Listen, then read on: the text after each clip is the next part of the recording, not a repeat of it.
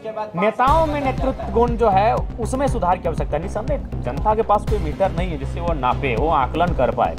अब वो नेताओं की सद्बुद्धि पे निर्भर करता है। अगर उनमें सद्बुद्धि आएगी तो राज्य सद्गति से चलेगा, और नहीं तो इसी प्रकार के हम लोग आवाज़ करते रहेंगे। अभी तो देख रहे हैं, और हम इसमें क्या कहेंगे, सरकार के जो अंग हैं वो सरकार को घेर रहे हैं। माफिया राज सरकार के जो लोग बैठे हैं सिस्टम में, उनके लोभ से पैदा होता है। जब उन्हें लोभ लगता है वो हर जगह कमीशन खोजने लगते हैं, बालू में, कोयला में, पत्थर में, ढेका में, तो माफिया राज उत्पन्न होता है।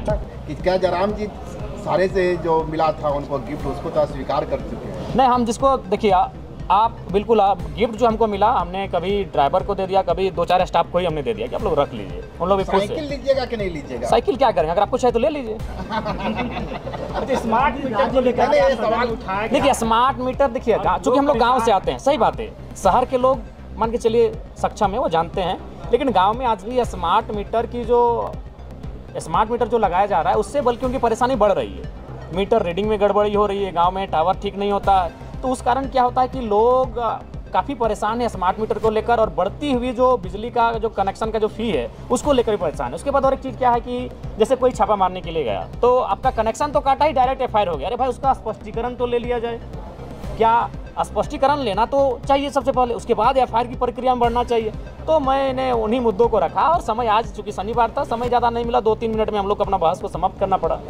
जयराम जी, एक तरफ विधायकों को साइकिल मिल रही है, जो सब छात्रों को साइकिल नहीं मिल रही। देखिए, ये तो आपने सही कहा, और अभी हमको लगता है कि 500 करोड़ इस राज्य का माननीयों का और सरकारी कार्यालयों का बिजली का बिल बकाया है, 500 करोड़। लेकिन अगर एक आम आदमी अगर उसका 5000 बकाया होता है तो फाइन भी होगा, कनेक्शन काट भी दिया जाएगा और FIR भी होगा। तो ये दोहरा चरित्र है, इस बात से अब अस्वीकार नहीं कर सकते हैं। तो साइकिल अब बिल्कुल छात्रों को मिलना चाहिए था, और ये छात्रों को ही मिलता तो ठीक होता। हमें नहीं लगता कि माननीयों को साइकिल की जरूरत है। जयराम जी, राज्य विकास के लिए केंद्र से मिलने वाली राशि पर भी रार हो रहा है। देखिए, रोकने के लिए सैद्धांतिक पॉलिटिक्स होना चाहिए। लोकसभा चुनाव के बाद हम लोग दिल्ली एक इंडियन स्कूल ऑफ डेमोक्रेसी कार्यक्रम में गए थे।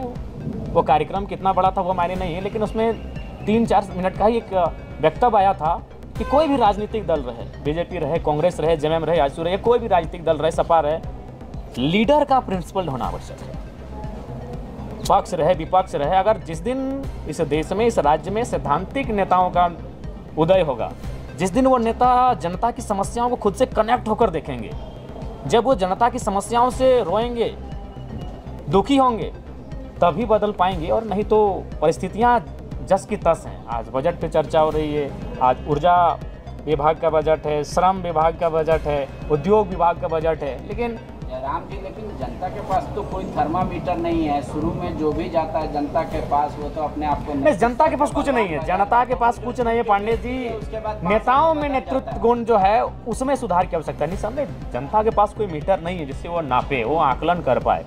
अब वो नेताओं की सद्बुद्धि पे निर्भर करता है। अगर उनमें सद्बुद्धि आएगी तो राज्य सद्गति से चलेगा, और नहीं तो इसी प्रकार के हम लोग आवाज़ करते रहेंगे। अभी तो देख रहे हैं, और हम इस पर क्या कहेंगे, सरकार के जो अंग हैं वो सरकार को घेर रहे हैं।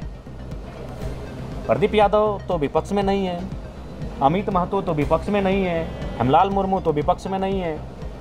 सरकार के जो दल के नेता हैं वो करप्शन के मामले में, प्रशासन पर निरंकुशता के मामले में सरकार को घेर रहे हैं। तो इससे स्पष्ट मानना ही चाहिए कि कहीं ना कहीं ये व्यवस्थाएं जो हैं वो फिलहाल तो सही दिशा में कार्य नहीं कर रही हैं। जयराम जी, आज साइकिल का वितरण हुआ, 75% से निजी क्षेत्रों में रोजगार को लेकर उठाया। देखिए, मान के चलिए अभी हाईकोर्ट पे रोक लगा है, निजी क्षेत्रों में 75% का जो आरक्षण है उस पर अभी हाईकोर्ट में रोक लगा है। चलिए ठीक है, मान लेते हैं ये रोक मान के चलिए 2-3 महीने से लगा हुआ है, लेकिन 2-3 महीना से पहले तो रोक नहीं था। उस समय तो सरकार का बाकायदा ये फरमान था कि निजी क्षेत्रों में 75% आरक्षण दिया जाएगा। तो ठीक, मैंने एक छोटा सा सवाल किया था श्रम विभाग को और उन्होंने उत्तर दिया। मैंने उस दिन मेरे को बताया लगभग 2.5 लाख कर्मी को उन्होंने नामित बताया, जो पे रोल है उसमें मात्र 53,000 झारखंडियों को बताया, यानी 21 से 22% होता है। तो ये अखबारों में कहती है 75%, टीवी चैनलों में आके कहती है 75%, तमाम मीडिया इंटरव्यू में कहती है 75%, लेकिन धरातल में जो संक्षिप्त आंकड़ा हमें मिला है उसमें बाकायदा श्रम नियोजन विभाग ने इस बात को स्वीकार किया है कि 21% ही झारखंड के लोग वहाँ नौकरियां कर रहे हैं निजी क्षेत्रों में। लेकिन जयराम जी, अभी तो झारखंड के लोग कौन है वो आपको पता है, कानून क्या कर रहा है? 1985 10वीं पास 12वीं पास, यही है झारखंड की पहचान। और झारखंड नहीं, ये बिल्कुल तो कानून बना नहीं नया, इसलिए ये शुरू से ही इस राज्य की मांग रही है कि कोई भी नियोजन आने से पहले, नियुक्तियां करने से पहले नीति बननी चाहिए, और आज नीति नहीं बनने के कारण इस राज्य की ये दुर्गति है। इसलिए बीते सत्र में अपेक्षा थी, उस सत्र में नहीं परिपूर्ण हो पाया, कम से कम वर्तमान सत्र में, जो कि एक लंबा सत्र है, इसके बाद पता नहीं 1 साल बाद हम लोग इस तरह लंबे सत्र में बैठेंगे। सरकार को चाहिए स्थानीय नीति और नियोजन नीति को परिभाषित करें।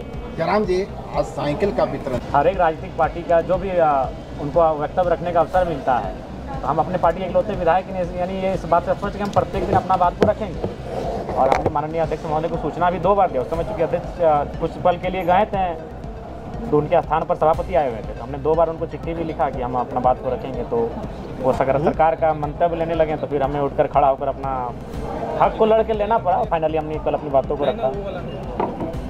बड़ा अच्छा बात आपने कहा, हमको लड़ के लेना पड़ा। झारखंड है, लड़के ही सभी ने लिया जी। है। आज भी आदिवासी सरकार के आदिवासी सड़क पर है। देखिए, मैंने पहले भी कहा हूँ और मैं कहता आया हूँ, देखिए आदिवासी कोटे से 28 और 2 अनरिजर्व कोटे से, यानी 30 विधायक आज हैं आदिवासी समाज के।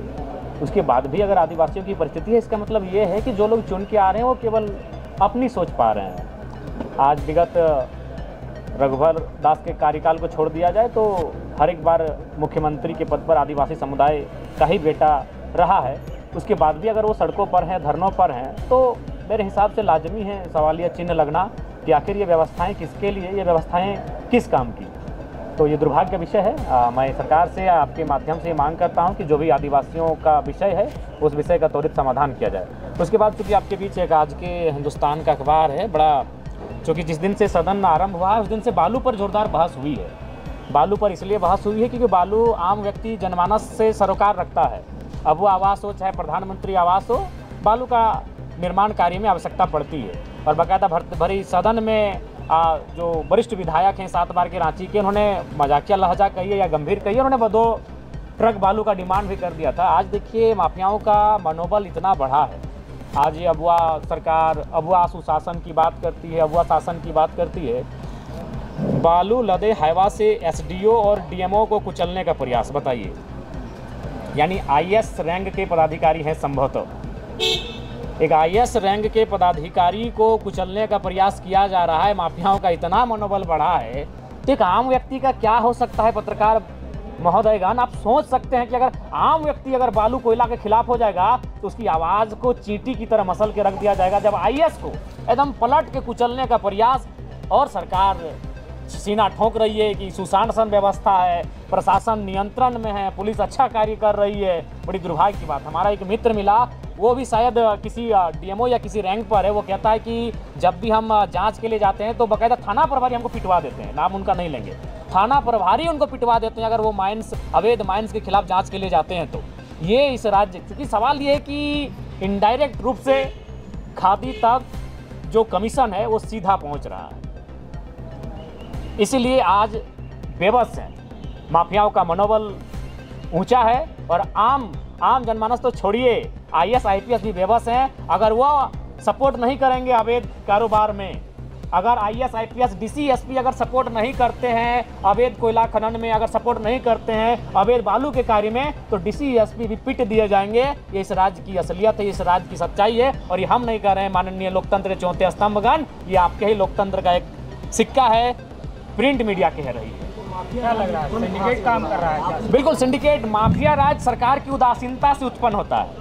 माफिया राज सरकार के जो लोग बैठे हैं सिस्टम में, उनके लोभ से पैदा होता है। जब उन्हें लोभ लगता है वो हर जगह कमीशन खोजने लगते हैं, बालू में, कोयला में, पत्थर में, ढेका में, तो माफिया राज उत्पन्न होता है। क्योंकि वहाँ आपको इन कामों में आप सादे कपड़े पहनकर ये काम नहीं कर सकते हैं, ये काम आपको काले कपड़े पहनकर करना होगा। इसलिए रात के अंधेरों में सिंडिकेट के माध्यम से करवाते हैं। अभी हजारीबाग में आपने सुना होगा, डीआईजी आए हैं, 50 गाड़ी रोका उन्होंने अवैध कोयला का। डीआईजी रोके हैं, एसपी नहीं है सड़क पे, डीएसपी नहीं है। सवाल होता है, इसका मतलब है कुछ लोग मैनेज हो रहे हैं, जब वहां तक मैनेज नहीं हुआ तो अटैक। राज्य विकास के लेकिन लिए आप केंद्र तो से जयराम 84 जी कह रहे हैं कि जब सरकार मैनेज है, आप कह रहे हैं खादी तक कमीशन पहुंच रहा है, तो फिर डीआईजी वाईजी की क्या बात है? कुछ लोग हो जाते, छूट जाते, जैसे नया तबादला हुआ तो छूट गए। जब छूट गए तो उनको ये कहा जाता है कि जब अगला बार फिर से जब सिस्टम चलेगा उस समय आपको देखा जाएगा, तो सिस्टम ना चलने तक का इंतजार नहीं कर पाते होंगे। दोस्तों, इस चैनल से जुड़ने के लिए आप इस वीडियो को लाइक करें, शेयर करें और सब्सक्राइब करें।